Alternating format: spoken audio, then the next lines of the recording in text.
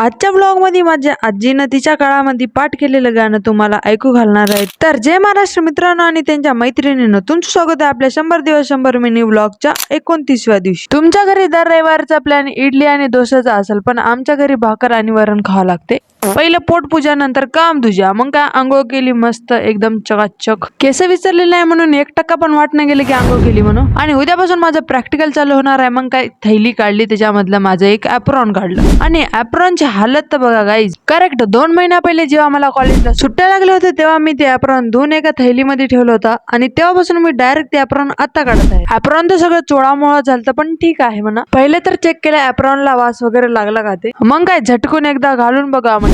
पिछले साल से इस साल मुझे बहुत छोटा हो रहा है। पिछले साल बहुत ही बड़ा हो रहा था है, अब ये बहुत ही छोटा सा हो रहा है, तो बहुत ही बढ़िया बात है ये।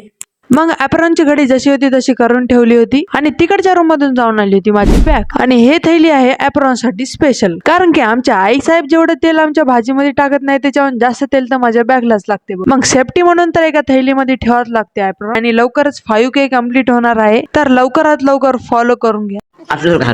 असंच की घराची बरोबर फोटो वाटायला नाच वाटायचे।